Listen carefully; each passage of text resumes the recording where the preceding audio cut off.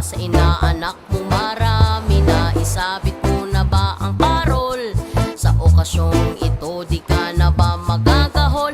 At sa pagkakataong ito kami naman ang babati. Sana'y maibigan yung mga kanta kung maaari.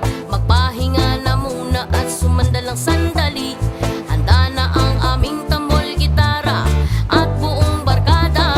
Maligayang Pasko at manigong bagong taon sa inyo. Maligayang Pasko at manigong bagong taon sa inyo.